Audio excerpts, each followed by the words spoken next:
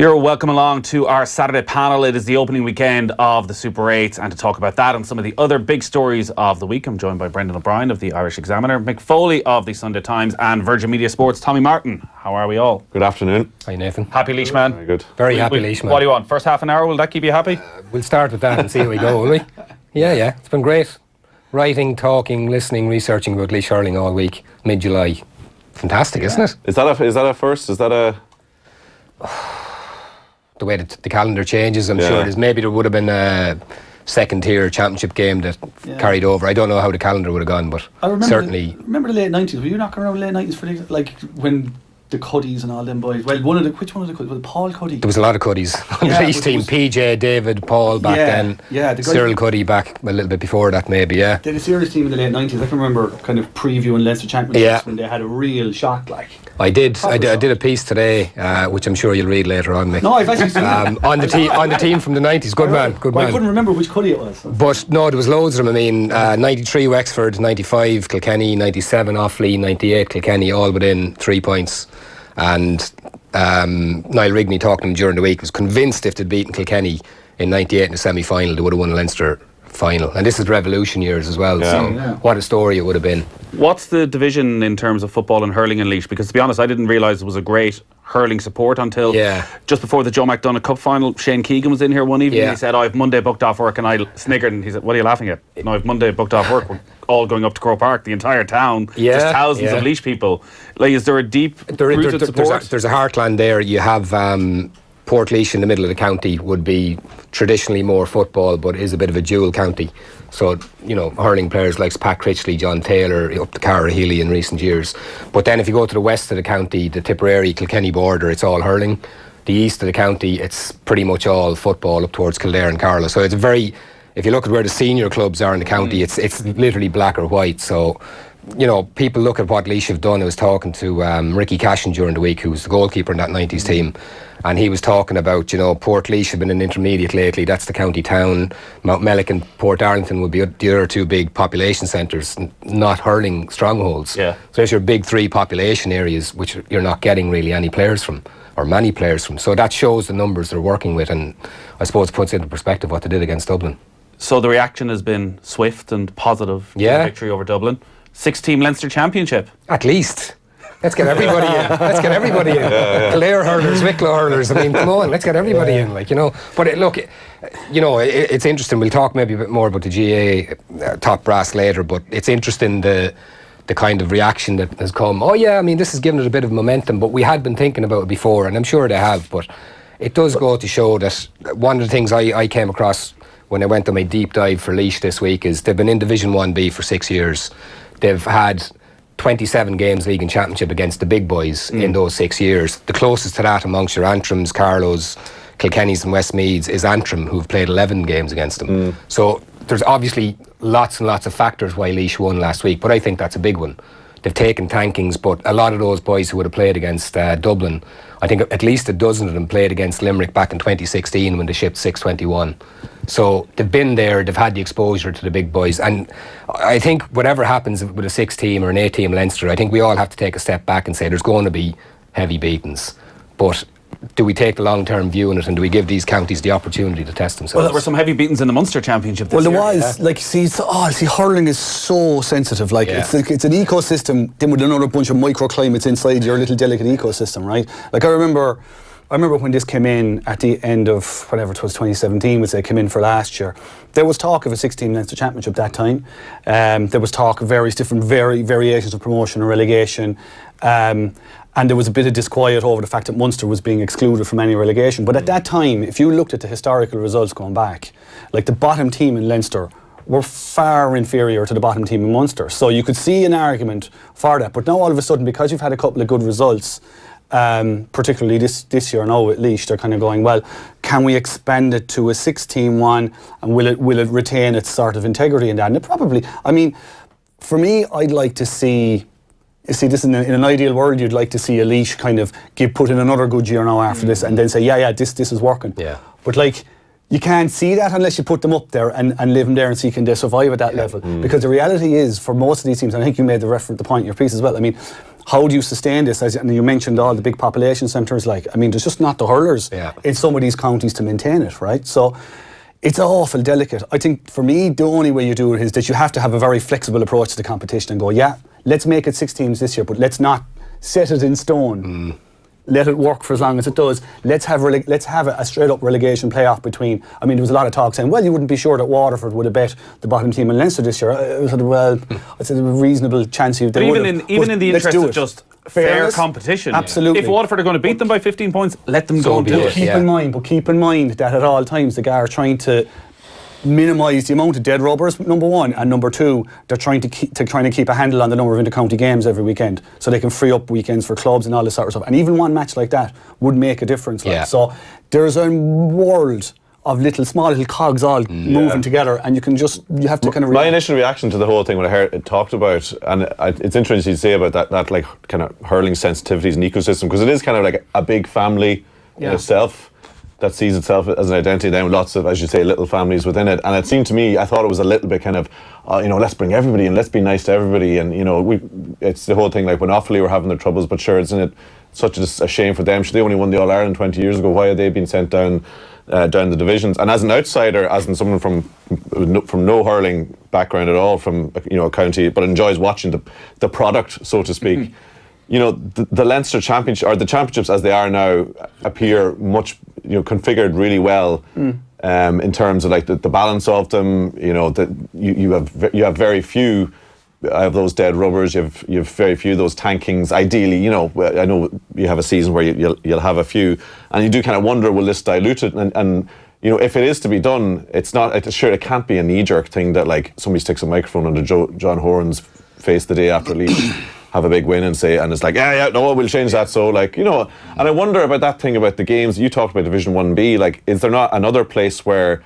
the teams can go, i.e. in the league, and get those games that brings them up a level, and that should the championship not be maintained as this sort of really kind of, this is the big dance, and it's not a place to kind of. I think that's a good point. I think the league and Laois's 6 seasons in Division 1B in a row maybe does prove that a little bit. I mean, if you look at Antrim, they've only spent, I think, 2 of the last 5 years in 1B. They've got a couple of tankings, but they've taken the likes of Wexford and other teams to 2, 3 points, 1 point, time and again. They've actually, of those kind of middle counties, been the most competitive in that league. But regardless of how you do it, I think maybe the Laois thing gives a little bit of impetus to addressing a situation where, despite all the Christie Rings, the Joe McDonoughs, the Laurie Mars and the rest of it, we still haven't had a county make that step up.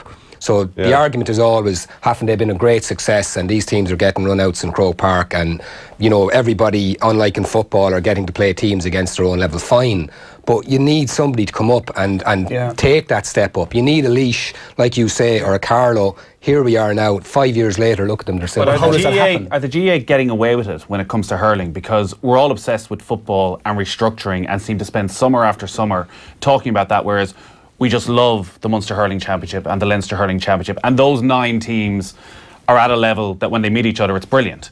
And then actually you talk to, as we have done in recent weeks, players who are playing in the Laurie Mar, the Christie Ring, they're quite happy going out and playing at their level and having competitive games. They're not always pushing, not really in the media complaining about a tiered championship. So actually, the GA get away without putting a massive investment into Laois or Offaly and Carlow and bringing these counties up a level, because people are so focused on football that actually, and the hurling product is so good at the top level. But the GA get away with an awful lot in terms of the complete wasteland of hurling in so many counties around the country. And I don't know, is that a thing that you blame top down, or do you blame the individual county boards? The units, as they call them, around the country? Why are there so many? Why have they been allowed to put so much of their focus on we're a football county and this is. Is it a top down? I don't know, but as a Mayo whole, or Donegal, and I know Mayo have made good strides in hurling of late, that if they said, you know what, the 1.3 million we're spending on the men's footballers, we're going to cut that in half and we're going to give half to the hurlers. What happens then? That's the thing. And I mean, if you look at the breakthrough counties, I'd be thinking of an Offaly going back the years, or Dublin to a lesser extent in the last 10 or maybe 20 years, you could almost say. I mean, it's investment, but it's huge effort going in at that underage level, the schools level, etc., etc. That's where it starts, unfortunately. It's very boring and very kind of, unglamorous, but that is where it starts. And I've often wondered, and it goes back to that point, how much interest really is there in most county boards in actually promoting hurling? I mean, when we talk about are the GA getting away with it, are we talking about Croke Park or are we talking about down in the actual boards? And I would say it's mostly down in the boards. I mean, it's just not. There's just not either the impetus. Now they might say there's not the motivation or the sort of the push to do it either. Maybe it's a bit of both, but I don't know. It's very, very hard, and particularly with hurling being the type of game it is. And I don't agree that it's this sort of it can only be played in that beautiful lush stretch up through the middle of the country, the Golden Vale, whatever. That's rubbish, right? But there is an element of tradition and an element of sort of growing up with it a bit. That if it's a little bit like the 20 by 20 thing. If you can't see it, why would you want to be it? Right? Yeah, and the tradition is there of neglect, and it's hard to get away from that neglect. And if you're a county board and you have a mid-ranked football team and a bit more of a culture, and you have a hurling team down there, and the hurling team have always been down there, it's a very hard sell, really. The other thing in terms of like what we're talking about is, as you say, nobody's really made that big jump in a really compelling fashion in the last 20 years to say like, now we're one of the big boys now, whereas the problem or the issue is that like when you're trying to get up there, the guys up there are going even higher. So all the investment you could do to bring like a mid-tier county up to kind of a top-tier county level, you'd actually break your heart and spend a fortune. But look what Limerick are doing now with and all the Tipperary and all the top counties are doing in terms of like their preparations and the level they're at. The whole system and in all those top counties has gone way up there. So that's that's the case in any sport, I guess. Which is why for this era, I think the tiers have worked for hurling. Just in this era. Who knows what's going to be like in another 10 years' time. But the McDonagh Cup is actually doing its job. I mean, the idea of the McDonagh Cup was to take that little mezzanine group of counties who would have been good enough to be in the Leinster or Munster Championship, we'll say, or would have been traditionally in the Leinster or Munster Championship, and good enough to be in a qualifier, but just a little bit too far ahead of Christy Ring, right? So they've taken that group now, and in the second year, they've produced a team that has beaten a Leinster Championship team in an All-Ireland preliminary quarter-final. So it is a success. Now, how far they want to go with it in this model, as I say, it probably varies from year to year in terms of how you tweak it. Like that, not like having a 6-team Leinster Championship or whatever. But it's always, with hurling, it's always going to be just a pain trying to figure out how to do it right. You know? Speaking of the 6-team Leinster Championship and the top brass of the GAA and maybe the reactionary nature, John Horan has come in for a bit of criticism. He's been very public over the last little while, and I think back to this time last year in Newbridge or Nowhere, and basically John Horan and Tom Ryan at the time kept very quiet by and large. I think the feeling was that they were new into the job and probably wasn't in their best interest to get involved. You can probably see why now. He's annoyed a lot of people, I think, John Horan, this week, particularly down in Cork, Mick, where they're coming to Dublin tonight for the footballers. The hurlers are coming up tomorrow. Nobody supports the two of them. Well, that's apparently what we're told anyway, but I think I'd say the GAA down through the summer were looking at this weekend and just kind of hoping that Cork would fall by the wayside, because it was screaming that this was going to happen, and again, like, I suppose in terms of John Horan and what he said in terms of there being a different cohort, I don't think that's necessarily true. I don't think there's two specifically different groups of supporters. Obviously, there's a much bigger constituency of hurling supporters, but if the footballers are going well, they'll fall in with them, all right, and vice versa. Now, what are Cork at the moment? I mean, the footballers are a good distance behind the hurlers, both in terms of public interest below and in terms of potential success at this end of the year. So it's a tricky one. Like, you also have to think like that. I remember last year when the Super 8s, the first weekend of the Super 8s coincided like this weekend with the All-Ireland hurling quarterfinals. There was a lot of disquiet over the hurling quarterfinals getting buried behind all the hype and all the talk about the football. So you could say, well, sure, why can't Cork play in Croke Park tomorrow? Why can't the hurling football? I mean, well, what does that say to Laois and Tip? Like, you either shift it out of there or you have that game at midday or something, which that's not very, I mean, given all that we've just spoken about what Laois have done, what does that say to Laois, you know? Yeah. It's a really unfortunate coincidence. It's a product of, I suppose, Cork football, the Munster Championship, the whole football championship structure is to blame for this, like, because like Cork being in a Munster final means they got one game to get to the Super 8s, and they did it this year, you know, and you'll have plenty of people giving out that they only bet a Division 4 and a Division 3 team to get there. So, you know, it's like everything is there's all links in the chain, all connected around. But you know, I don't know, it's caused a bit of annoyance. I think John Horan's choice of words and his sort of the way he expressed himself wouldn't have helped things, but it was going to be a difficult one, whatever way. One of the questions I would ask is, why did hurling quarterfinals have to be in Croke Park? I mean, it's Cork and Kilkenny. I mean, you know, you do look at, you know, the distances involved for Cork people. But the very fact as well of having hurling quarterfinals in Croke Park, what sort of a crowd are we expecting there tomorrow for the two games? It'll be decent, but you know, there's no need for them. You can have a neutral. Not want their day out in Croke Park? Well, we've had our day out in Croke Park, haven't we? You know, we've had our day. We're fine. But no, I mean, all joking aside, it doesn't have to be like, you know. I mean, the use of Croke Park is a big bugbear of mine down the years. I think they're getting it a little bit better now. But a quarter final in Croke Park, I don't see the need for that in itself. But the other point is, in terms of the message that the GA are and are not getting out there, I think, you know, you have two people at the head of the GA, which in itself, and two very public people all down the years, which is very unusual for any sporting organisation.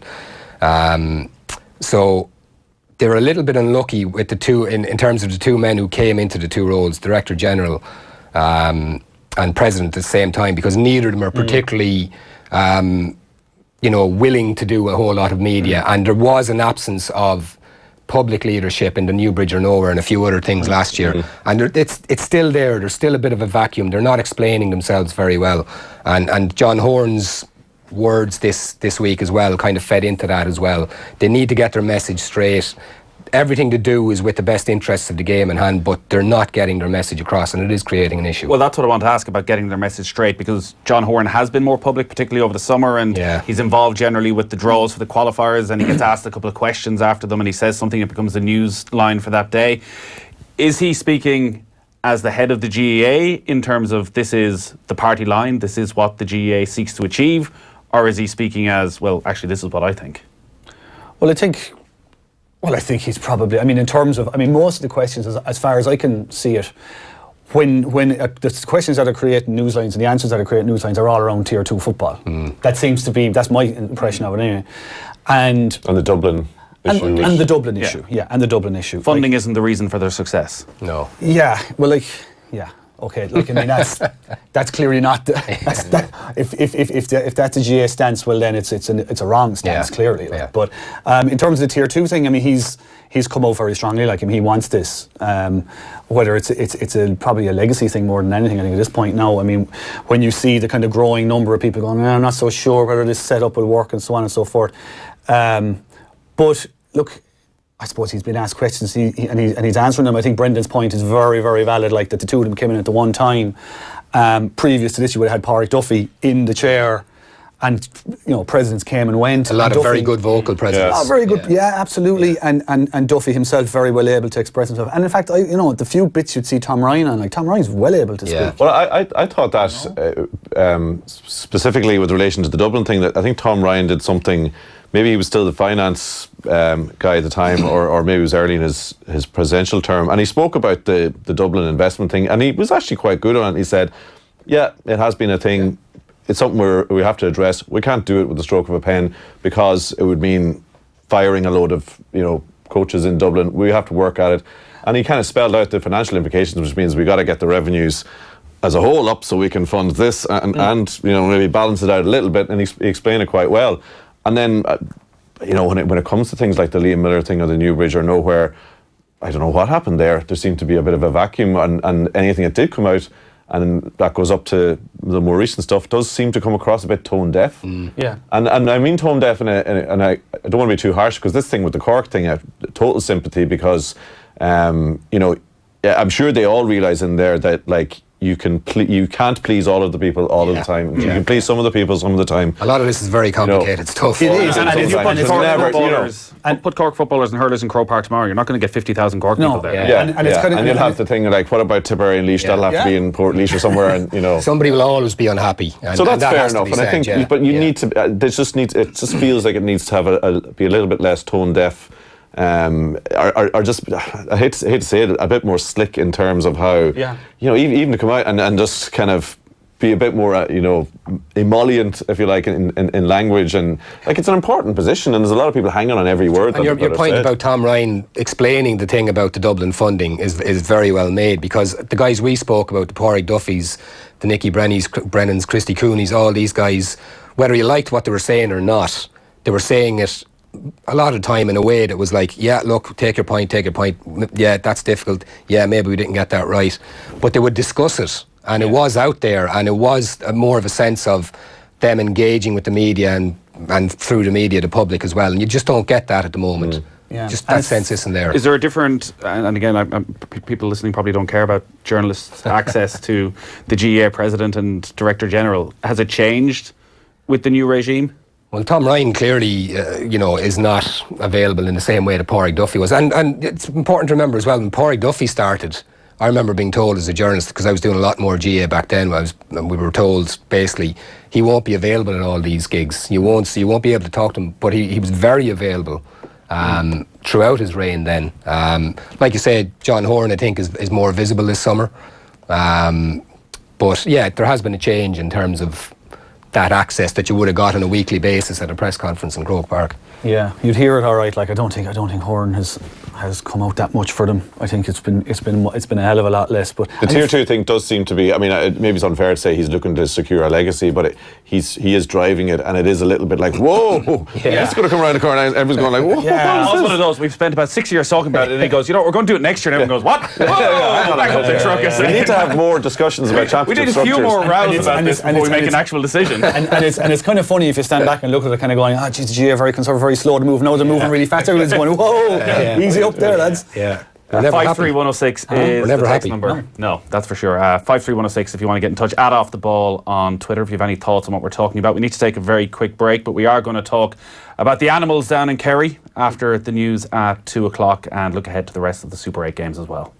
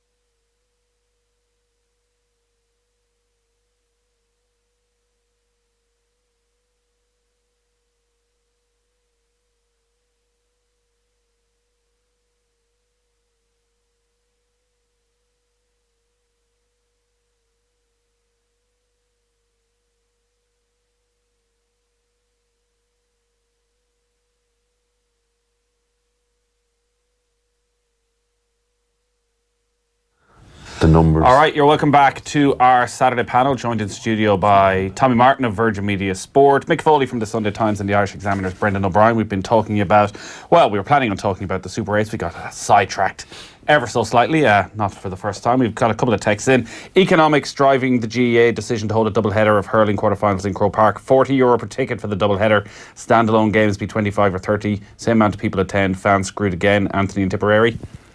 Are they making any more money by having them in Croke Park?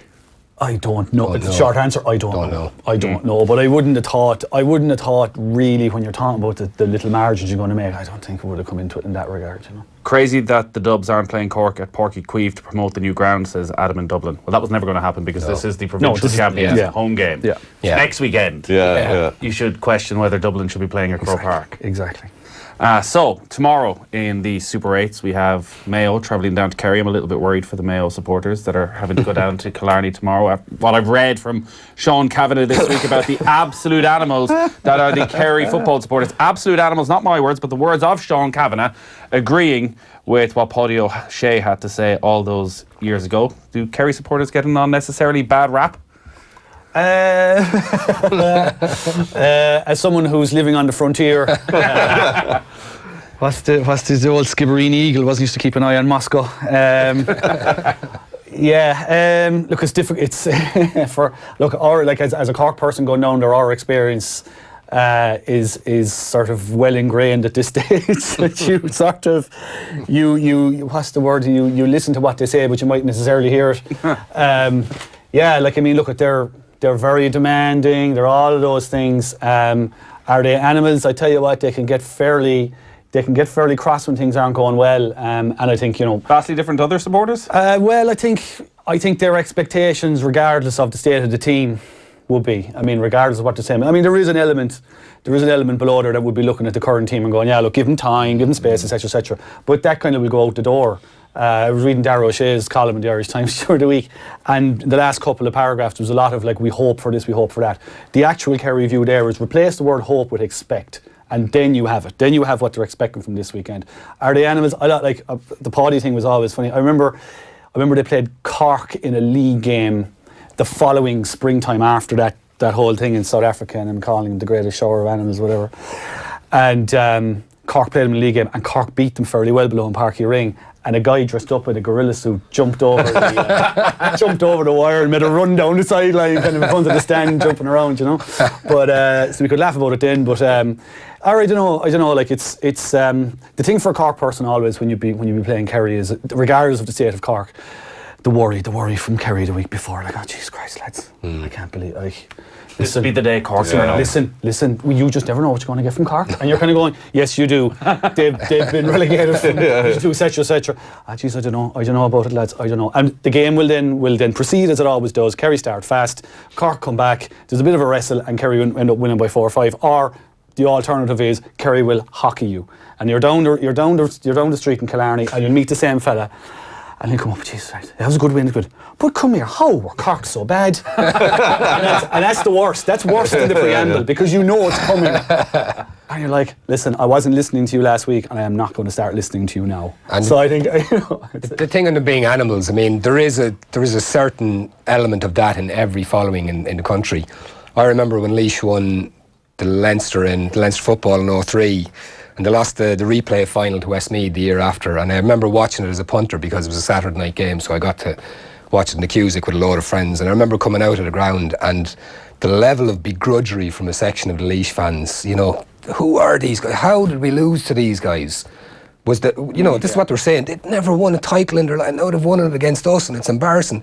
Westmeath were the better team over the 2 games, but that was a section of Laois supporters who had just won their first Leinster title in Yonks. And the worst I ever heard in 20 years covering GA games was in Navan at an O'Byrne Cup game. And a tiny section, maybe 3 or 4 people of the Meath crowd giving out to their own, and what words they didn't use, and for an entire 70 plus minutes is the worst. It's always stuck with me. So there's always that element in maybe it's more in certain counties, but there is an element of heightened expectations in the likes of Kerry. You look back to Tommy Lyons and Debussy took as Dublin manager. It's everywhere. I always thought there was a tiny slight bit of sense of affection in that term. You know, they're the worst shower of animals. That, in the sense that like, there's nowhere else, or there's very few places where they're so it's all so all encompassing. So you know, it's everything. You know, apart from the Rose of Tralee, you know, it's just everything. So aside from the Rose of Tralee in football, they've nothing else to carry. Nothing else going on. I don't know. John B. Keane's been like, you know, they've been dining out in that for a while, like, you know. But they're knowledgeable. They're so knowledgeable. Yeah. And I always think about Kerry football. What I love about Kerry football is like I have this kind of theory or a little bit of feeling that like a lot of players around the country, you watch them now and they look overcoached, as in, you know, the way they solo and the way they kick and all that, it looks like it's been done in drills and all that. Whereas Kerry players you still have individuals like David Clifford, you know, who just, like, how he solos the ball is just completely unique. And I was like Tomas O'Shea, the way he used to solo the ball, or, you know, all these shays, they all have these kind of really natural, kind of quirky, like Jim Furyk's golf swing, that it's just their thing. And that to me says like they play football. Like, they just play football. They don't. It's not necessarily like, oh, go up to train today. They actually play football in their spare time. They do it, and it's in a kind of a deeper way. And they're knowledgeable. They care. You know, I'm not saying they care more than, you know, another county, but they seem to. But it's everywhere. It's a kind of place, like someone said. I remember Ian McGeechan saying about going to New Zealand for the Lions, and saying it's the place where, you know, the lady cleaning your hotel room, like, it won't just be like, oh, you're here for the rugby. It'll be like, what about the line-out structures that the All Blacks are running? Like, it'll be like that level of, you know, it's not just kind of like surface kind of, oh, it's good for the, you know, it's like they'll go deep, and they'll go deep on it, and that's across the board in the county. So, like, you ladle all that on top of something, you know, when things go a bit wrong, and then that's when you get stuff like, you know, the Eamon Fitzmaurice stuff about people writing him letters that came out, you know, when he left, and like, it just means that much. Yeah, the Kavanagh stuff does seem to have annoyed them down in Kerry. He was talking about the qualifier game in 2012. Kavanagh was injured. He was sitting in the stand. It was a game that Kerry won well in the end, and he said that when you sit in the stand, you realise Paulie O'Shea was right. They're absolute animals when the game is on. Said that they don't perceive the opposition as a threat. And then I think what really annoyed him was after the game that the Kerry supporters hung around and applauded the Tyrone team back onto the bus, not in a sportsmanlike way, it seems, but in a patronising way. I remember that time, like, I remember when that happened. I wasn't down at the bus now, I remember I was working away above, but I remember it was great. Everybody was delighted with it because they had such bad blood. Even after 08, there'd been a lot of stuff going on. Yeah. I remember one year there was a league match, and whatever had happened the previous year, things were so bad that Tyrone's put on tea and sandwiches and stuff for the Kerry supporters coming up to welcome them and sort of do all this kind of stuff. But I remember, like, the 2012 year, if I'm right, Owen Mulligan stayed in Kerry for a couple of days and had a mighty week, like. So, like, you know, this, I mean, you can look at this stuff in particular ways depending on what way you want to spin it. Like, I'd say Sean, from what I know of Sean, I'd say that losing that game to Kerry probably gutted him because he knew that the team was on the slide, and that it probably hurt him as much as any other game that ever lost. So maybe it kicks in like that. I remember someone made a remark about Paul Galvin and Mickey Hart hugging on the field as well, and kind of that patch. Well, actually, Kieran Donaghy was on OTBAM yesterday morning with Owen and Ger. You can have a hear what he has to say.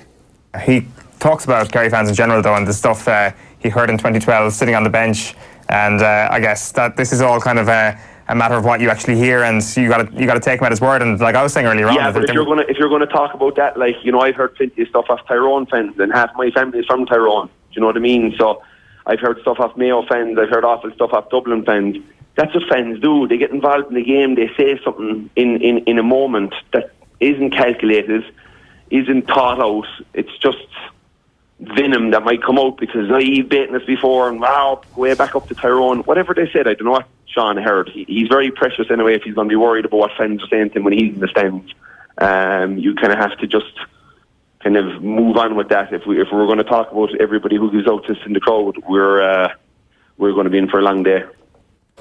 Sean Kavanagh being a little bit precious? Well, I think I go back to what I said before. I'd say it probably just gutted him because he knew the consequences one way or other, and Tyrone took a bad beating that day. I mean, it was the end of the end. Although, at first, they came back the following year pretty well, but it would have been felt at the time that was the end. But it's interesting to see how the Kerry support, and I've seen it's been said now a couple of times this week about the Kerry support, what they need to do tomorrow, because it's a big Gooch part. as impassioned as I've ever seen him. Yeah. Well, that's because of the invasion coming their way. You know, Well, it's like it's the army of the dead coming down from from beyond the wall.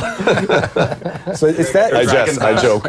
It's all part of the Mayo Nation. It's all part of what they bring now, you know. And I mean, I was talking to a friend of mine there yesterday or the other day, and he's a season ticket holder, and he said, "I'm going early, Kerry man." He said, "I'm going early. I'm going into the terrace." He said, "Oh, them freaking Mayo lads." He said, "They'll all. I don't want to sit in the shed with a load of Mayo fellas watching this match." I said, "I'm going to the terrace," because they're expecting an invasion, and they're partly looking forward to it. I think it's partly the kind of thing that they're saying, well, if these young lads, and they're very young, I was only looking at the team last night, they're so young, but if they are what we think they are going to become, we'll start to see this now tomorrow.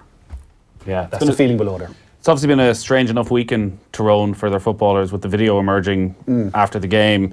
If people, I'm sure people have seen it, it's been all over the pages. The squad singing "Come Out Your Black and Tans." It was in Auchnacloy, where the Lisgenny Flute Band were just parading through the town. Mickey Hart couldn't do much more than say was upset about it and shouldn't have happened. Declan Bogue wrote a very good article. Declan, journalist, lives in Auchnacloy, and I got to the root of it, because talking to a lot of people about this, a lot of people felt it was harmless enough, and had a pop saying, well, the Lisgenny Flute Band shouldn't be marching through Auchnacloy. Like, Declan goes through to actually living there and the various outreach programmes and trying to have the GAA club at the centre of the community, a very welcoming place, and how much damage an incident like this does to that. Yeah, I think I read it, and it's really the last word on that issue, really, like that particular article. But I reminded me of getting stuck. I had a very, very brief stint as Northern Ireland football correspondent for the Sunday Times for an autumn, and I went to Latvia covering Northern Ireland over there one time. And long story short, anyway, I was trying to avoid not having a conversation with anybody on the way back, because there was a fairly hardcore group now went over and back on the flight to Dublin. But anyway, this fella started chatting to me in the departure gate, and it got to the point where I couldn't avoid not speaking anymore. Where are you from? You know? And I said, if I'm going down with the colours flying. I said, I'm from Cork. And he said, what are you doing here? So I made up some stuff about why he was in Latvia. And he said, he loved Cork anyway. He was fantastic. This guy now was covered in tats, and I had seen him changing his Ranger shirt into a normal shirt as I was getting to the departure desk and all this. Anyway, we were getting on. He was a drummer as well. He was a drummer. He was somebody Shankill. He was a drummer in an Orange band. Anyway, we were getting on, and they were striking up the Billy Boys as I was getting on the plane, right? And I was halfway down the island, about up to my knees in Fenian blood, when I hear a voice behind me. It's my man from the Shankill. He says, "Will you shut up? This boy's from Cork." Total silence. It all stopped. And what it reminded me of, not equating the two necessarily, but just this idea, it's laddish. A lot of it is rooted in a certain thing, but a lot of it is laddish, right? And all it needed on that bus was someone, an adult, to say, lads, keep it down, lads, just keep it down. Take it easy, we'll be through. But there were lots of adults on that bus. That's my point. Doesn't seem as though anyone actually did. That's my point. You have a group. I mean, Auchnacloy itself, the whole of Tyrone went through its own horrendous troubles during the Troubles. There was enough people on that bus who would have lived through the worst of it to kind of have a sense of what we're about here. And there was a lot of arguments during the week when it did come out that, well, look, it's Come Out Ye Black and Tans, it's a spoof song anyway, number one. We all had a great 2, laugh when it was on Alan Partridge. And number 2, why are we defending the Orange Order here? And you're going, well, okay, hang on a second now. The Orange Order, by its very nature, is a sectarian organisation, right? But GA should hold itself to a higher standard straight off. Yeah. And GA individuals, and I say this as someone who's living in Cork, not in the borderlands, but I would say as someone who's interested in GA, that I would like to think that GA individuals all over the country would hold themselves to a higher standard and have awareness of what's going on. And Declan's piece is excellent in that regard, in terms of just explaining the connections, the amount of Protestants that actually play with Auchnacloy, or with Ahalú O'Neill's as the local club, and what that's meant to everybody. And even he kind of explains how the Orange March went through, and how they agreed not to go until after Mass was over, and they actually waited until the parish priest came out and gave them the nod to come down the street. I mean, that's like, life is about shared spaces, and this is what it's all about. But I think what it does, and without wanting to extrapolate, too much from an incident, which is basically like a few lads in a bus and one band on a street and in one town in a country, it shows that for all the work and the hard, painstaking work over the last couple of decades and outreach programs and community activity, it's still so fragile, and all these symbols are still so full of meaning for people, and and we see it still on the streets, and we see it still in the concern everybody has about the greater process and the risks that putting up a border again would have, and the symbolism of all that, and how it could all go up in flames again. And we see bonfires. I mean, just that sort of like really regressive. Just it feels like Dark Ages stuff. Watching it, that it's still there. That you can still have. The sight of an orange band marching will still make a few lads, and maybe it's laddism, and it's it's a bit of crack, and it's more for the comedy of it, or the kind of like, oh geez, I can't believe, we've all been in those sort of situations, but it's still a situation where we're going to retaliate to that sort of, that symbol of what they are with something of what we are. And it's a small thing, and it's a bit of crack, and somebody phones and it becomes a bigger story, but it's still a little reminder of how far absolutely, yeah. It needs to go. And that's the context is very important, because we live in a world in general now where people will excuse anything if it fits in their preordained thinking. We see people who in civilized societies now who will defend everything, horrendous stuff, because it fits in what they're thinking. Mickey Hart and Tyrone came out and said, shouldn't have happened, we're sorry. If that happened in a lot more different areas in life, we'd all be a lot better off. Handled brilliantly. And it's put to bed and you move on. Well, all I'd say is it's a damn shame that someone didn't say that on Saturday night on the bus. Yeah, well, at the time, that's neither here nor there, I suppose, But like it is, I mean, that, and perception in general anyway is a fairly dangerous form of reality. But in Northern Ireland, it's exceptionally dangerous. It's actually, it can be life-threateningly dangerous, like in certain circumstances. It's a difficult one. It's a difficult one for them. But I mean, the reality of this is what goes on in Auchnacloy in terms of the Orange Order having their march, in terms of guys playing football with Ahalú O'Neill's, regardless whether they're Catholic, Protestant, whatever the hell. That's reality. That's real life. That's actually. That's living, All the politics and the stuff we're talking about is fine, and it has to be addressed. But what's going on in Auchnacloy should be remembered and admired and supported and that's where, and I think that's why Declan's piece was very important during the week. Well, even the individual he talks about, the Protestant individual who's playing for the local GAA team, who's obviously been getting it from the other side, going, what are you doing going down there with them lads? And he's obviously for years gone, oh no, it's a very open place, they're very welcoming, anybody can come down, and then he's getting his message bombarded with phones going, told you so, told you. That's it. A lot of it in these things, you do have to get your head around. Like these things are all symbols, and it's like the flags and the controversies around that.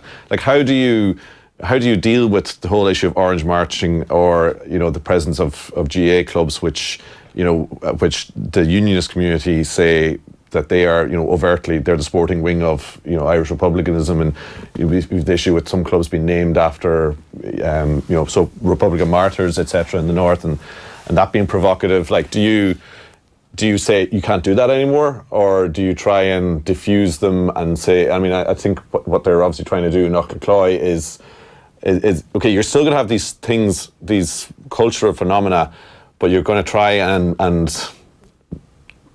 not diffuse them of meaning, but change their meaning, or try and make it mean something else. And because if you're going to tell somebody you can't do that, you can't march down that street anymore, no, that's done, forget it, you can't do it anymore because it's bad, people are just going to go, excuse me, and that's going to so that's a whole it's a massive thing. Thing to do, but I've always thought that the GAA is primarily about games, and even more so now in the 21st century than even the 20th century, it's about games, right? So for me personally, if they took down tricolours and if they stopped playing the anthem before matches, I would be delighted.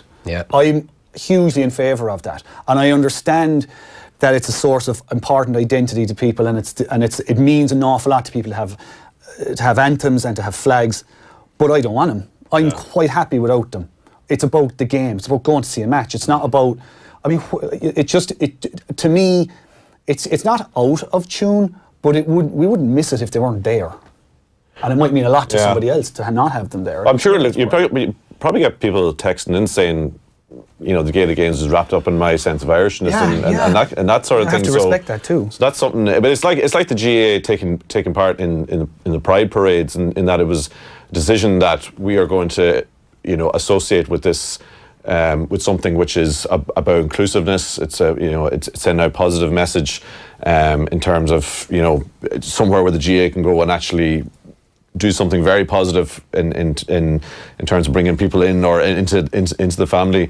What could they do on that front? Would it take would they make a big gesture on that front? It's like if we were ever to have an All-Ireland soccer team, what would be the big gesture that the South would have to make, or Yeah, and it's more like the flag and the anthem is the big one. But you mentioned the very names of some of the clubs, especially in the north, which are named after people who the other community would not have any affection for. Do you go that deep? And maybe you do have to go that deep to just expunge all kind of not cultural, but historical and potentially divisive issues between people. I mean, if you have a club in a town in the north and the name of the club is a Republican figure, for want of a better phrase, how will that ever not be seen by the other community as a barrier to them getting involved? Yeah. So there's lots of these little issues that are pockmarked all over it, and because you say, Tommy, when we think of flags in the north, immediately I think of the Union Jack over Belfast City Hall or something, or the Orange Parades, but it is on both sides, and it's a very, very complicated thing to do. Yeah, we got to wrap this Saturday panel. Unfortunately, we're pretty much out of time. Who's that Cork lad? Some sense he's talking there. He should be in politics. Dear God. Brendan O'Brien is his name. I was at that game. Applause was genuine, maybe grudging respect for a great team, says Dan in Kerry. Compared to rugby fans, all GAA fans are animals who don't respect our anthem, says Mike. There you go. We never listened to the last bar. And That's it. There goes, I don't think I've ever heard it. No. Can I just say that for a Cork man, there's no more deeply moving religious experience than beating Kerry in Killarney, says Peter in Tip. Must be a man of a certain age. Well, I tell you, he might be onto something. What are you expecting this weekend, Tommy? I was up in Donegal and Gweedore on Wednesday night. Confidence levels are high. Well, you'd have to expect this is a game that I'd have to take some lessons from the Kerry folk now. Oh, I don't know. Meath or Meath. Like Meath are always Meath. Looking good. Look, they have to win this game. It's a must win. I'll say one thing about Donegal, actually. I know we didn't really get on to talking about that group, right? But Donegal, it's amazing how they've been removed kind of from the conversation. Like, they're kind of assumed they're going to win their games, they're going to go through to the All-Ireland semi-final. I think of all 8 teams in this competition, they have the worst draw. Because they get the home game against the team they're expected to beat regardless of where it is. Yeah. They play Kerry and Croke Park, and depending on if Kerry will either go with huge momentum from beating Mayo or fighting for their lives. Backs to the wall. And then Donegal could end up going to Castlebar. Looking for something. Well, imagine Mayo. So I was trying to think, do I want Kerry or Mayo to win tomorrow? Because do you want Mayo needing something on the last day, or do you want to face Kerry next week, having lost their opener? And it's a real tough one. And Donegal they are on form the second best team in the country, but without doing a whole lot wrong. Yeah, the whole thing could get away from them, but it's fascinating. I think the whole second best team in the country. The great thing, I love these weekends. I love reading all the previews and listening to all the all the conversations, because there's so little real sample size in GA Championship time. You have about 2 or 3 months of stuff where most teams have only played 2 or 3 games. I was thinking that with David Clifford. I really want to see David Clifford play. But in that spell, say in an English soccer team, they might have played in 3 months what. They could have played 20 games. They could have played 15, 20 games. So you'd have a sense of where they are form. So you're trying to make all these little... And it swings. Guesses, and that's... I mean, this right you don't now, know what's going to happen in the next few weeks. Now is the best part of the Super 8. It's like a couple hours before they actually start. Because after this evening and tomorrow, it'll be... It's a disaster. It could be all over the... Who knows, Yeah, we wait to see what John Horn has to say. Reaction to all that. Lads, great stuff. Brendan O'Brien, Mick Foley, Tommy Martin, thanks a lot for coming in. You'll get that back on offtheball.com. It is underway in the women's final at Wimbledon, and Simona Halep is 4-1 up and on serve in the opening set against Serena Williams. We'll keep you up to date with everything else. And we're going to be talking more Mayo and Kerry next. We'll be joined by Eamon Fitzmaurice and Mickey Conroy.